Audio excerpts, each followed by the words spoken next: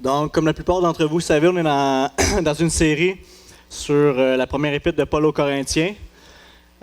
Donc, ce qu'on a vu jusqu'à maintenant, comme Mathieu nous a enseigné, c'est que donc l'Église avait été fondée par Paul. Il leur a enseigné pendant 1 an et demi.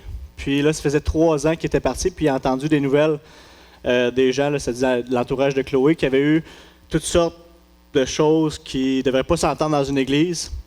Donc, on devrait être encouragé de voir l'Église de Corinthe dans la Bible, parce que, de voir que c'est pas parfait, mais que c'est l'œuvre de Dieu au final, parce que comme Matthieu a rappelé, Paul leur adresse en leur disant « Vous êtes l'Église de Dieu à Corinthe ». Donc, malgré ce que nous, on peut voir des choses, comme juste ce matin, je prends l'exemple de ce matin, qu'est-ce que vous voyez? Regardez autour de vous. On est quoi? Des gens dans un bâtiment, quelqu'un qui parle en avant avec un micro. Mais c'est quoi la réalité? La réalité, c'est qu'on est le peuple de Dieu. On forme le corps de Christ. On est ensemble, assemblés ce matin quand on a chanté les louanges. On adorait le Créateur ensemble au travers Christ pour le louer. Maintenant, vous entendez la prédication, c'est une adoration qu'on rend encore à Dieu. Donc, c'est une réalité. Ce que Dieu dit des choses, c'est pas ce que nous, on voit. On a toujours le choix entre se fier à nos propres sens, ou est-ce qu'on voit des choses, ou est-ce que Dieu a déclaré être des choses dans sa parole.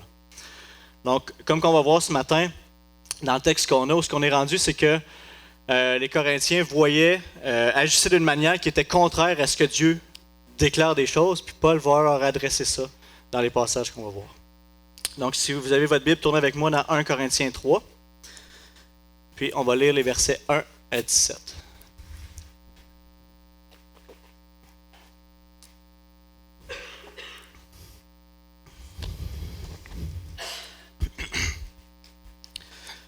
Donc, chapitre 3, 1 à 17. Pour ma part, frères et sœurs, je n'ai pas pu vous parler comme à des personnes dirigées par l'Esprit, mais comme à des personnes dirigées par leur nature propre, comme à de petits enfants en Christ. Je vous ai donné du lait, non de la nourriture solide, car vous ne pouviez pas la supporter. D'ailleurs, même maintenant, vous ne le pouvez pas, parce que vous êtes encore animés par votre nature. En effet, puisqu'il y a parmi vous de la jalousie, des disputes et des divisions, n'êtes-vous pas dirigés par votre nature propre et ne vous conduisez pas d'une manière toute humaine? Quand l'un dit « Moi, je me rattache à Paul » et un autre « Moi, à Apollos », n'êtes-vous pas animés par votre nature? Qui est donc Apollos et qui est Paul? Ce sont des serviteurs par le moyen desquels vous avez cru, conformément à ce que le Seigneur a accordé à chacun. J'ai planté, Apollos a arrosé, mais c'est Dieu qui a fait grandir.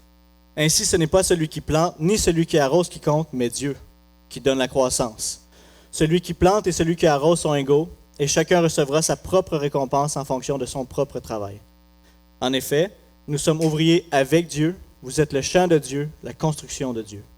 Conformément à la grâce que Dieu m'a donnée, j'ai posé le fondement comme un sage architecte, et un autre construit dessus. Cependant que chacun fasse attention à la manière dont il construit dessus, car personne ne peut poser un autre fondement que celui qui a été posé, à savoir Jésus-Christ.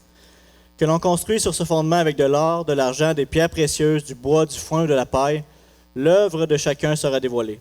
Le jour du jugement la fera connaître, car elle se révélera dans le feu, et l'épreuve du feu indiquera ce que vaut l'œuvre de chacun.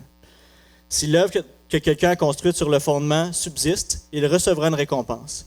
Si son œuvre brûle, il perdra sa récompense. Lui-même sera sauvé, mais comme au travers d'un feu. Ne savez-vous pas que vous êtes le temple de Dieu et que l'Esprit de Dieu habite en vous? Si quelqu'un détruit le temple de Dieu, Dieu le détruira, car le temple de Dieu est saint, et c'est ce que vous êtes. Prions. Mais Seigneur, on est devant toi ce matin. On veut voir les choses comme toi tu les vois, comme toi tu les déclares être. Et on veut être à l'écoute de ta parole. Dispose nos cœurs, dispose les cœurs de chacun de nous qui est présent ce matin. Qu'on puisse entendre, parce que ta parole est un trésor, c'est un fait briller. Donne-moi d'être clair dans mes propos, dans ma prédication, et qu'on puisse comprendre, saisir et mettre en pratique ce qu'on va avoir appris ce matin. Pour ta gloire, Seigneur. Amen. Donc, dans la première partie, les versets 1 à 4, on a vu à 4 reprises, Paul va leur adresser comme étant des personnes qui sont dirigées par l'Esprit. Donc, la première chose que je veux expliquer, que je veux mettre au clair avec vous, c'est que il n'y a pas deux catégories de chrétiens. Paul n'est pas en train de dire il y a les chrétiens qui sont animés par leur chair, donc charnel, et ceux qui sont spirituels, animés par l'esprit. Ce qu'il est en train de leur dire, c'est que ce n'est pas deux catégories objectives, mais subjectives. Tout chrétien est les deux, en fait. Alors, on est encore dans notre chair, mais on est aussi né de nouveau par l'esprit. On est appelé à vivre par l'esprit, à grandir en sagesse qui vient de la parole de Dieu, et à marcher de plus en plus par le Saint-Esprit et non par notre chair, ce qu'on voit, ce que nous on croit être les choses. Donc, puis d'ailleurs, c'est pas le même mot grec quand on regarde dans au chapitre 2, au verset 14, il avait dit l'homme naturel n'accepte pas ce qui vient de Dieu. À cet endroit-là, c'était vraiment celui qui n'a pas l'esprit, donc dénué de l'esprit. Mais ici, c'est vraiment quelqu'un qui est né de nouveau. Il a dit, vous avez la pensée de Christ. Il a dit, vous êtes des petits-enfants à Christ. Donc, il parle à des croyants qui devraient être en mesure de marcher selon l'esprit, d'avoir la sagesse de Dieu, mais qui ne l'utilisent simplement pas. Donc, on peut imaginer juste la surprise, l'étonnement des Corinthiens de se faire appeler des petits-enfants à Christ, alors qu'ils pensaient donc être sages, donc être matures, être rendus là où il fallait. Mais Paul les ramène, leur dit, je peux voir que vous n'êtes pas mature, que vous n'agissez pas selon la sagesse de Dieu, par les fruits que vous créez dans l'Église. Qu'est-ce qu'il est en train de créer? Il a dit, des divisions. Il y a parmi vous, au verset 3, de la jalousie, des disputes, des divisions. N'êtes-vous pas dirigés par votre nature propre? Ne vous conduisez pas d'une manière toute humaine. Si c'est ce que vous créez par votre agissement, vos paroles, clairement, vous n'agissez pas selon la sagesse de Dieu, parce que la sagesse de Dieu amène à l'unité, à la paix.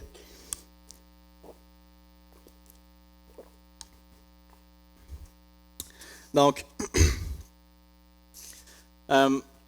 il s'illusionnait par la façon de voir les choses dans l'Église. Il croyait bien faire, il croyait être rendu. Donc, il s'attachait, comme on le voit au verset 4, « Moi, je m'attache à Paul. » Un disait ça, « Je m'attache à Paul. Moi, je m'attache à Apollos. » Pourquoi est-ce que, là, il reprend au verset 1, il avait dit ça, mais il avait aussi inclus Céphas et Christ. Pourquoi est-ce qu'il ne les inclut pas? C'est simple, c'est parce que c'est Paul et Apollos qui ont servi à Corinthe, c'est les seuls des quatre. Puis c'est le meilleur exemple qu'il fait prendre aussi de deux serviteurs de Dieu qui ne sont pas en compétition l'un avec l'autre. Puis excusez-moi. C'est ça, on peut voir que le fait de s'accrocher à un prédicateur aux dépens d'un autre, ça crée, ce que ça faisait, c'est que ça créait des divisions. Puis, on peut voir que le fruit qui descendait de ça, c'était pas de Dieu, mais clairement pas de Dieu.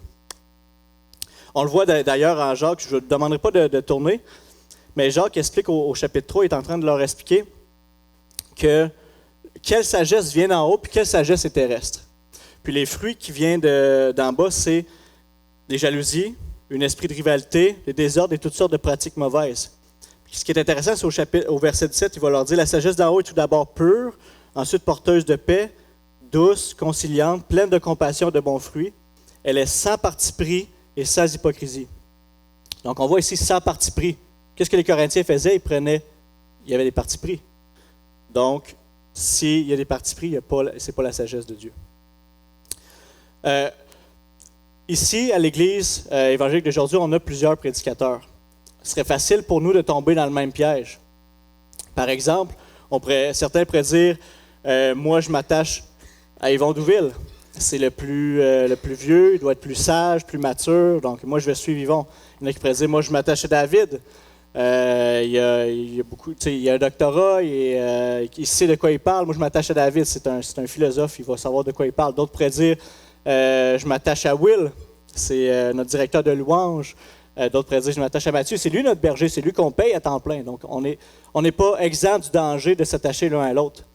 Puis, un des dangers qu'on peut tomber aussi, c'est de ne pas voir, comme Paul voulait leur faire voir, c'est qu'est-ce que Dieu dit des choses. C'est des serviteurs qui viennent apporter sa parole. C'est sûr que c'est inévitable d'avoir des préférences. On préfère tout un style ou une façon d'apporter la parole d'un prédicateur ou d'un autre. Mais ce qui est mal, c'est de s'attacher à un aux dépens d'un autre. Je donne un exemple concret dans l'Église où on pourrait dire « Ah, c'est tel prédicateur ce matin, bon, je vais prendre plus de temps derrière le café, je vais parler avec un frère de telle situation, ou même carrément, je n'irai pas à l'Église de savoir. » Donc, ça peut nous arriver, C'est ça qui est la racine de ce que Paul est en train d'adresser. Parce qu'on s'attache à un plus qu'à l'autre, on ne va pas venir se soumettre à la parole que Dieu est en train de nous donner par le prédicateur.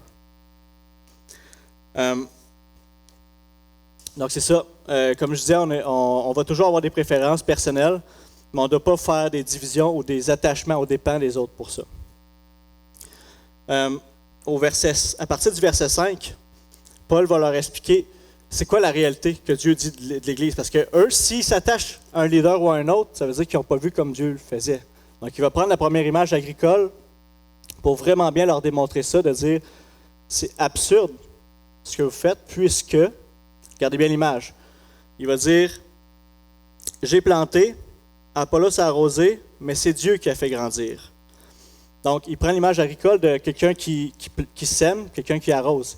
Regardez bien comment c'est absurde de dire je suis en train de travailler sur la ferme, puis je dis à mon partner toi, sème les graines là-bas, moi, je vais arroser ici. Chacun notre partie du champ. Mais les deux travails sont complémentaires. S'ils ne travaillent pas ensemble, les deux ont le même but, ils veulent une récolte. Puis ici, dans notre texte, les deux ont le même maître. Ils servent Dieu les deux, puis ils veulent le même résultat, puis leur travail va ensemble. Puis sans l'œuvre de Dieu au travers eux, il n'y a aucun fruit. Ils ne sont pas en train d'être en compétition.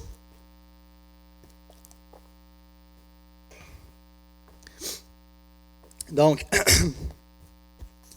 ce que Paul fait par la suite en disant, ainsi ce n'est pas celui, au verset 7, ce n'est pas celui qui plante ni celui qui arrose qui compte, mais Dieu qui donne la croissance. Celui qui plante et celui qui arrose sont égaux, et chacun recevra sa propre récompense en fonction de son propre travail. Donc, ce qu'il est en train de faire, c'est de rediriger toute la gloire vers Dieu. Chacun a fait leur travail, mais sans Dieu, il n'y a aucun fruit. Donc, on ne doit pas juger sur les fruits, les résultats que chacun des serviteurs de Dieu vont apporter, mais on va voir tantôt le standard sur lequel on devrait regarder, c'est la fidélité.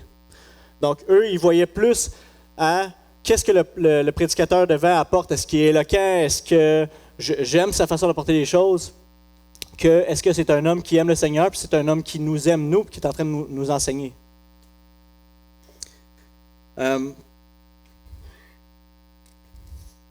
Donc, c'est pour ça aussi que ce serait absurde de tirer avantage de notre position dans l'Église ou d'un rôle qu'on a à jouer pour notre propre gloire, notre propre louange ou pour s'avancer ou nos propres intérêts, puisque les intérêts qu'on cherche, c'est ceux de Dieu, ceux de Christ ensemble. Donc, comme j'ai mentionné tantôt, nos anciens sont des sous-bergers qui servent le bon berger, le grand berger Christ. C'est leurs intérêts qu'ils devraient chercher. Puis nous, quand on regarde ça de cette façon-là, on devrait les soutenir par la prière, puis les regarder de la même façon, puisqu'ils sont les serviteurs tous ensemble pour Christ. Donc, au verset 8, on voit que chacun va recevoir leur propre récompense en fonction de leur propre travail. Mais si on a vu que les résultats ne dépendent pas des serviteurs, mais de Dieu, sur quoi est-ce qu'ils seront jugés? Donc, un indice qu'on a, c'est au chapitre 4. Vous pouvez regarder au chapitre 4, verset 5. À la fin, il dit, il va dire, c'est pourquoi ne portez aucun jugement avant le moment fixé, avant le retour du Seigneur, car il mettra en lumière ce qui est caché dans les ténèbres, et il dévoilera les intentions des cœurs. Chacun recevra alors la louange de Dieu, la louange qui lui revient. Donc, ça semble être associé avec le travail que tu fais pour Dieu dans l'Église, avec la louange que tu vas recevoir lorsqu'il va apparaître. Puis, on le voit aussi au chapitre 4 que c'est sur la fidélité, je l'ai mentionné tantôt. Donc, qu'est-ce que Jésus, dans la parabole des serviteurs et des récompenses, qu'est-ce que le maître dit? Est-ce que c'est bon et fructueux serviteur? Non, c'est bon et fidèle serviteur, entre dans la joie de ton maître. Donc, c'est vraiment sur la fidélité, non pas sur les fruits, parce que les fruits, c'est Dieu c'est Dieu qui est derrière les fruits. On voit ici maintenant que Paul va changer sa métaphore agricole vers celui du bâtiment. Donc, en effet, nous sommes ouvriers avec Dieu, vous êtes le champ de Dieu, la construction de Dieu. De la même manière que eux, nous aussi à Bécancour, on est le bâtiment de Dieu, on est la construction, une œuvre en cours. On peut s'encourager. On sait que ce n'est pas parfait, mais comme les Corinthiens, Paul avait espoir qu'ils sont une œuvre de Dieu en cours, pas achevée, en cours, de la même manière nous aussi. Puis, on est tous venus de façon différente au Seigneur. On a tous pris des décisions qui nous ont apportés ici à Saint-Angèle, mais derrière tout ça, c'est Dieu qui nous amenait, qui plaçait, qui bâtissait son église à Saint-Angèle.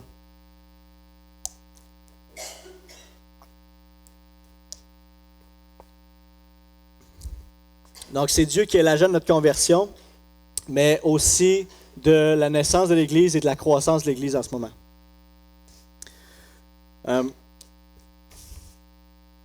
Puis, on a vu dans notre texte qu'on est les ouvriers de Dieu.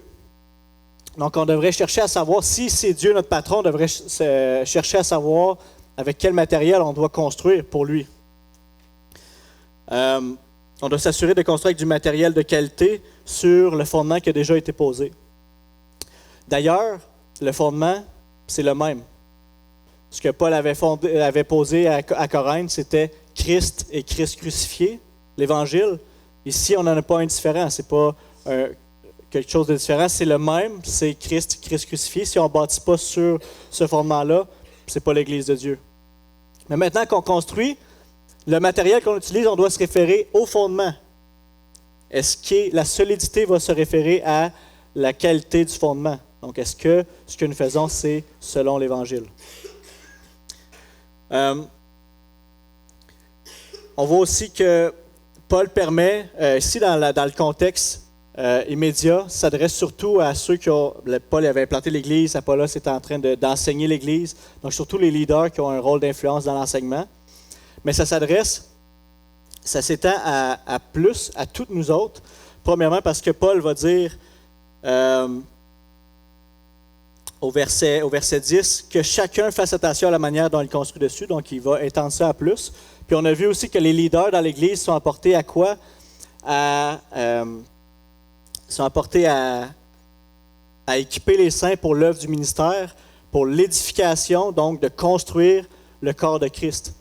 Donc, c'est eux qui apportent l'enseignement, qui nourrit, qui fait grandir, mais nous, on est, après ça, par cet enseignement-là, appelés, nous aussi, à servir l'Église, à bâtir l'Église par nos paroles, nos actions, nos ministères. Puis c'est là qu'on va voir qu'est-ce qui définit si on a du bon matériel, si on construit avec du bon matériel.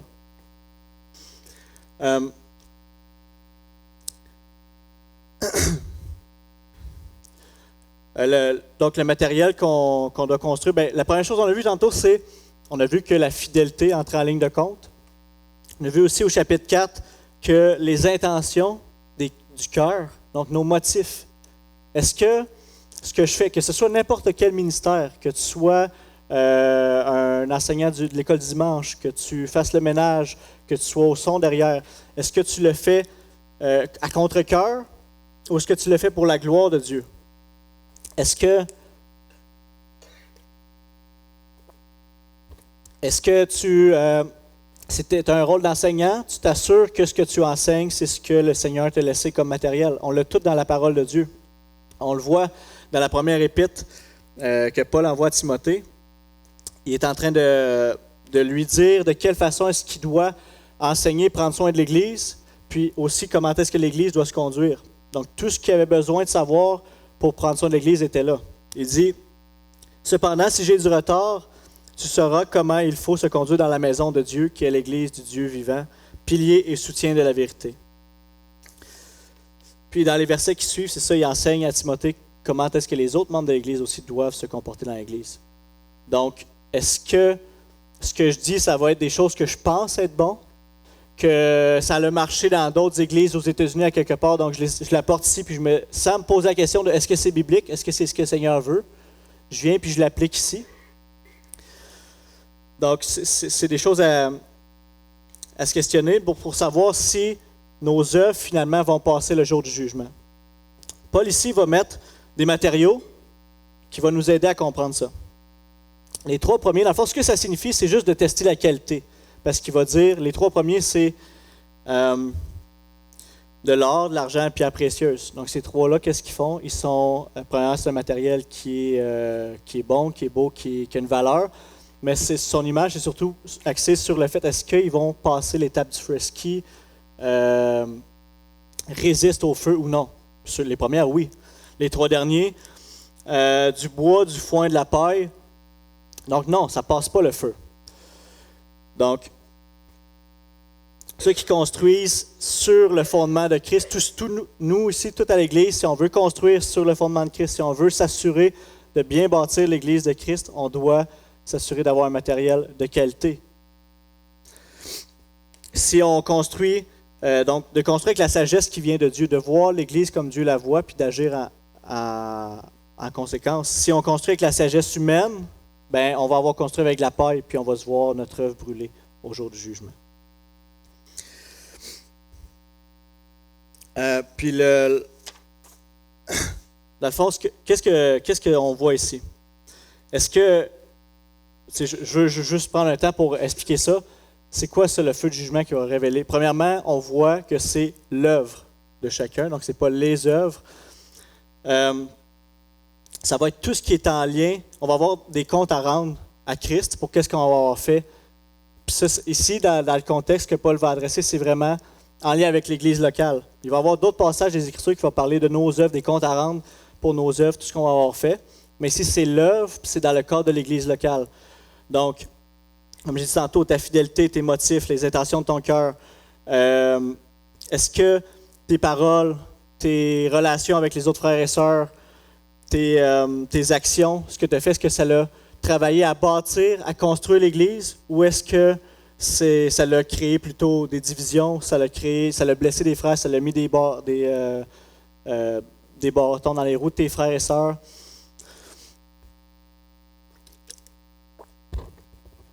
Donc tout ça va être révélé ce jour-là, puis c'est ça.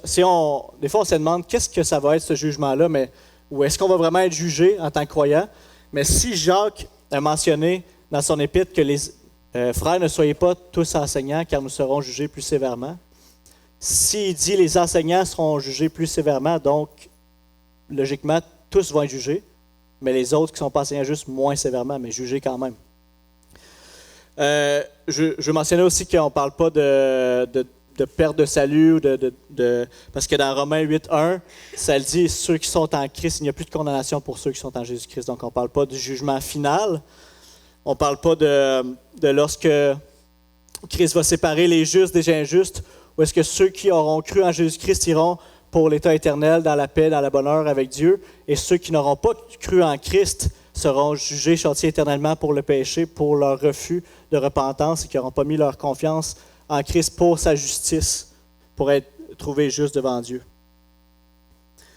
C'est ici vraiment sur ton œuvre. Donc l'œuvre, ce serait la somme de tout ce que tu as fait dans ta vie chrétienne pour le Seigneur Jésus en rapport avec son Église locale. Que ce soit, je l'ai dit tantôt, comme j'ai dit tantôt, tes paroles, tes actions, ton ministère. Puis pas seulement est-ce que tu le fais, parce qu'il y a un danger de dire, je fais des choses à l'Église. Comme je dis tantôt, Dieu voit ton cœur. Est-ce que tu le fais pour ton avancement personnel, tes propres intérêts, aux dépens de tes frères et sœurs? Est-ce que par ton agissement, tu blesses des frères et sœurs? Est-ce que par tes agissements, ça crée des divisions comme les Corinthiens faisaient? Ils se croyaient sages. Ils ne se disaient pas, on n'est vraiment pas sages, continuons de faire ça. Ils pensaient bien faire. Donc, s'assurer de juste s'examiner, nous, mais aussi les autres de notre Église, c'est justement, ça c'est, on est, la Bible utilise l'image du corps de Christ. Donc, si moi, je veux avancer, je veux vivre pour le Seigneur, je veux bien faire les choses, mais je veux que vous aussi, vous le fassiez. Par amour pour vous, je veux que non seulement mon avancement, mais votre avancement. Parce que si on est un corps, ben on veut aller visionner l'image. Un seul corps, on veut aller ensemble. Être prêt pour le retour de Christ ensemble. Donc c'est pour ça aussi l'aspect de l'alliance relationnelle que le Conseil a mis en place. On veut justement le fondement. C'est merveilleux, c'est en lien avec ça. Toutes mes actions, mes paroles devraient être fondées et motivées sur l'Évangile. C'est ça ici qu'on devrait bâtir. Paul il dit bâtir sur Christ crucifié. Donc notre matériel devrait se baser sur ça. Ensuite, l'amour.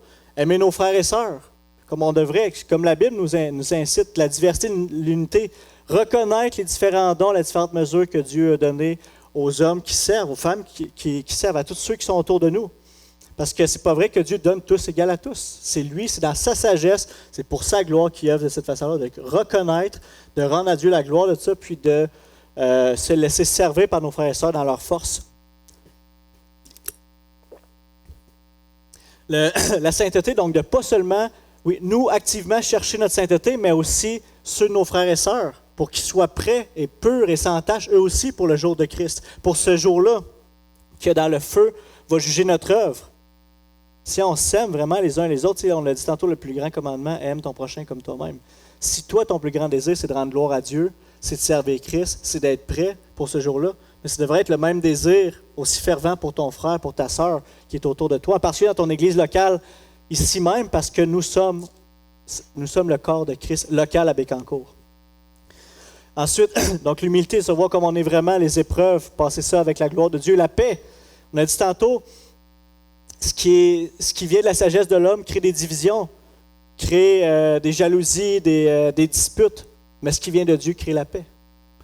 La communication, donc d'être capable de se parler avec courage, avec amour, puis le pardon, d'être prompt à pardonner, puis d'être prompt à demander pardon, mais aussi d'être prompt à pardonner lorsqu'un frère nous demande. Si on est capable de vivre en tant qu'Église dans ce cadre-là, que le Conseil nous a donné pour qu'on puisse le vivre ensemble, ce serait merveilleux. Puis l'unité, c'est la base de la santé de l'Église. Donc si on n'est pas capable d'avoir des relations saines les uns envers les autres, on n'avancera pas dans la sainteté, puis on ne sera pas une Église qui est en train de rendre gloire au Seigneur, parce que sa prière, c'est l'unité dans l'Église.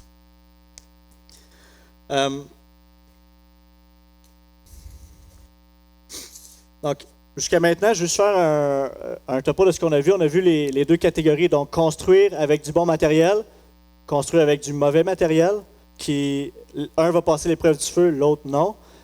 Mais par inférence, on peut aussi dire qu'il y a une troisième catégorie, celle de ne pas construire. Si Paul nous invite à construire avec du bon matériel, il nous invite à construire. Donc, de quelle façon est-ce que, il faut se poser les questions, de quelle façon est-ce que je m'implique à l'Église, de quelle façon est-ce que je contribue à édifier mes frères et sœurs, de quelle façon est-ce que je contribue à édifier l'Église locale à Bécancour. 3 premières catégories. On va voir maintenant une 4e catégorie. Paul va avertir très sévèrement de ne pas détruire l'Église. On va voir ça ensemble. Versets 16 et 17. « Ne savez-vous pas que vous êtes le temple de Dieu et que l'Esprit de Dieu habite en vous? Si quelqu'un détruit le temple de Dieu, Dieu le détruira, car le temple de Dieu est saint et c'est ce que vous êtes. » Donc, nous sommes sa création et son habitation. Nous sommes saints, nous avons été mis à part. Nous appartenons à Dieu. Tous nous, ceux ici, mes frères et sœurs, nous sommes rachetés par le précieux sang de Christ. Nous avons été lavés, purifiés et mis à part pour l'œuvre de Dieu. Et ici, à Bécancour. Okay? La réalité spirituelle de l'Église locale, ce que Paul voulait donc que les Corinthiens comprennent, c'est ça. Vous êtes le temple de Dieu, vous êtes saints. Agissez comme des saints. Donc, on lit en Pierre, à 1 Pierre 2, 4 à 5, cette réalité-là. Il dit « Approchez-vous de Christ, la pierre vivante rejetée par les hommes, mais choisie et précieuse devant Dieu. » Donc ça, c'est le fondement, Christ.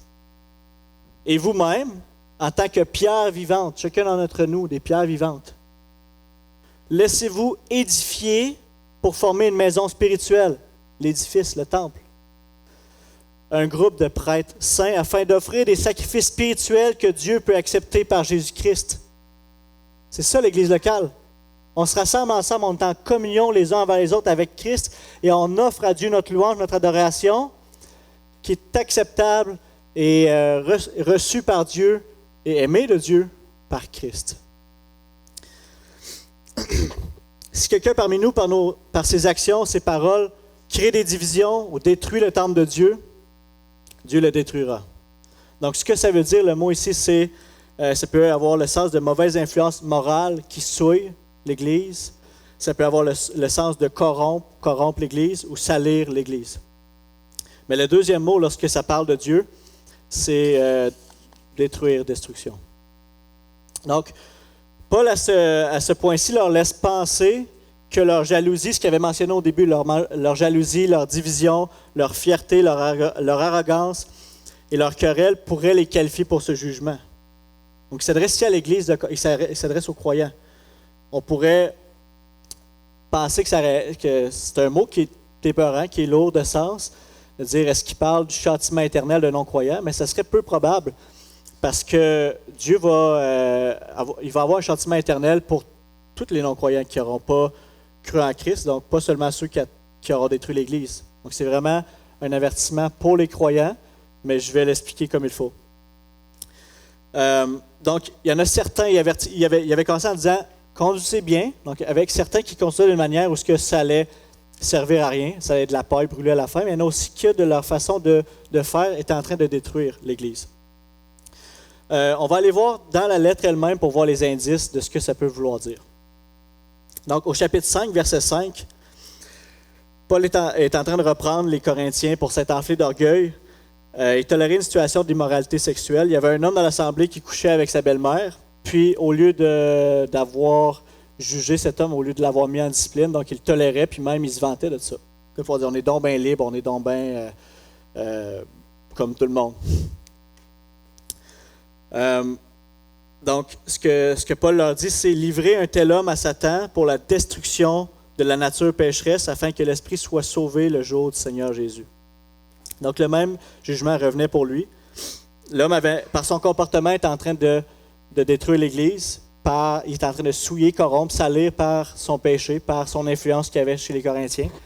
Puis, Dieu ne pouvait pas tolérer ça. Puis, Paul, qui enseigne dans sa lettre, qui est inspiré de cet esprit, est en train de dire vous devez le mettre à l'extérieur de l'Église pour qu'il soit la destruction de la chair, donc livré à Satan, dehors de la protection spirituelle de l'Église locale, pour qu'il soit sauvé le jour à la fin. On voit aussi plus tard, au chapitre 11, au verset 27 à 30, c'est dans le contexte du repas du Seigneur. Donc, les Corinthiens prenaient le repas du Seigneur d'une manière qui était blasphématoire et ne discernaient pas le corps de Christ. Il y en avait qui étaient... ils ne s'attendaient pas, premièrement, pour manger. Il y en avait, les plus riches étaient rassasiés, il y avait de la nourriture, ils étaient même déjà ivres dans l'Église avant que d'autres aient pu manger puis qu'ils avaient encore faim, des frères et sœurs. Paul leur dit, honnêtement, puis regardez bien ce qu'il leur dit par la suite. C'est pourquoi celui qui mange ce pain ou boit la coupe du Seigneur indignement sera coupable envers le corps et le sang du Seigneur. Que chacun donc s'examine lui-même et qu'ainsi il mange du pain et boive de la coupe. Car celui qui mange et boit indignement, sans discerner le corps du Seigneur, mange et boit un jugement contre lui-même. C'est pour cela qu'il y a parmi vous beaucoup d'infirmes et de malades, et que plusieurs sont morts. Donc, je vais juste répéter le verset 30. C'est pour cela, parce que vous agissez ainsi dans la maison du Seigneur, dans son temple, qui est supposé être saint, c'est pour cela qu'il y a beaucoup d'infirmes et de malades, et que plusieurs sont morts. C'est un jugement de Dieu envers son peuple pour garder la sainteté de son temple. Dieu ne tolère pas le péché au sein de son Église, de son peuple. Il aime l'Église avec jalousie. C'est la perle, c'est sa perle. Il la désire pure. Mais ce n'est pas un jugement non plus qui est émis rapidement. Donc, il faut qu'on se rappelle le caractère de Dieu en tout ça, qui est un Dieu juste, un Dieu bon, un Dieu parfait. On voit en Exode 34, 6, que Dieu est un Dieu de grâce et de compassion, lent à la colère, riche en bonté et en vérité. Donc, il faut garder ça en tête lorsqu'on pense à un jugement comme ça. Mais il faut se rappeler aussi la réalité de l'Église locale. C'est consistant avec les enseignements de l'Ancien Testament. Si nous sommes ici le temple de Dieu, que l'Esprit de Dieu habite ici parmi nous, on ne peut pas avoir... Dieu ne peut pas tolérer qu'elle soit salie, souillée par le péché, par des divisions qui sont en train de briser c'est pour ça que les divisions sont là. C'est la métaphore du temple, c'est de dire si tu crées des divisions, tu es en train de briser le temple de Dieu. Donc, faire attention à ça. Puis, une des choses qui peuvent détruire le temple de Dieu, c'est des divisions qui vont être créées dues aux relations malsaines ou blessantes qu'on va entretenir les uns envers les autres dans l'Église. C'est pour ça d'ailleurs que le conseil a mis en place l'alliance relationnelle. Puis on ne peut pas être une Église qui est en santé, avancer ensemble, penser pouvoir rayonner pour le Seigneur à l'extérieur, si à l'intérieur, on n'est pas capable d'agir dans un cadre sain et biblique de nos relations, puis de s'aimer les uns les autres. L'unité, c'est la base. On veut être une Église qui est en train de construire le temple de Dieu de la bonne façon, mais de la construire, mais surtout pas de la détruire. Donc, on a vu qu'on avait les 4 choix. Je vous invite à examiner, sonder vos propres cœurs, laisser le Saint-Esprit venir, mettre en lumière, est-ce que tu es en train de construire avec du bon matériel, l'Église? Est-ce que tu es en train de construire avec du mauvais matériel? Est-ce que tu construis ou est-ce que tu ne construis pas?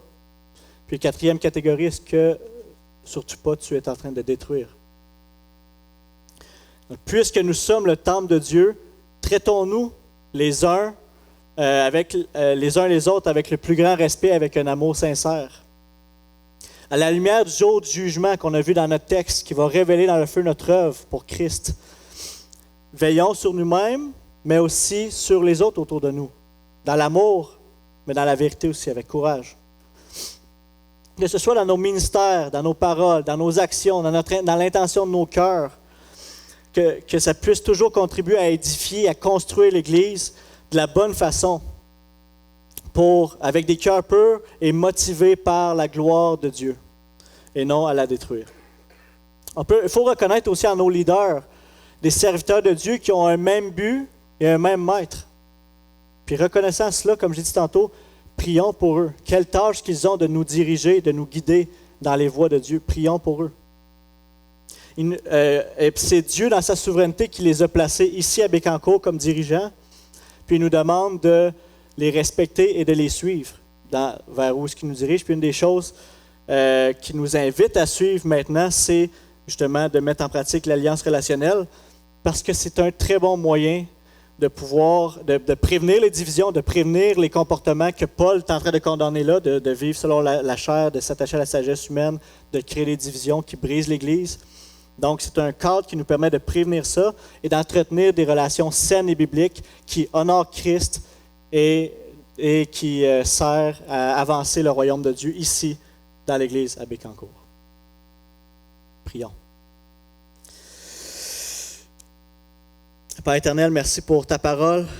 Merci pour ton Église à Bécancour, ton œuvre qui est en chemin, qui est en train de se faire. Merci parce qu'on sait que c'est toi qui œuvres, qu'au final, les résultats dépendent de toi. Merci pour les hommes fidèles que tu as placés à notre charge. Merci pour tous mes frères et sœurs qui sont fidèles, qui servent. Je les connais tous. Pour la plupart, je sais qu'ils t'aiment.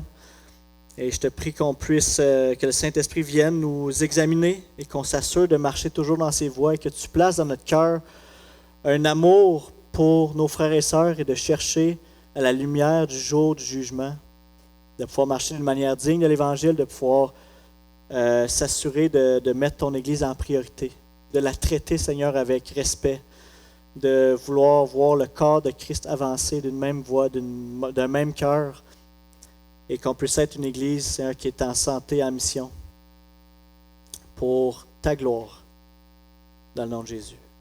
Amen. Que le Seigneur vous bénisse.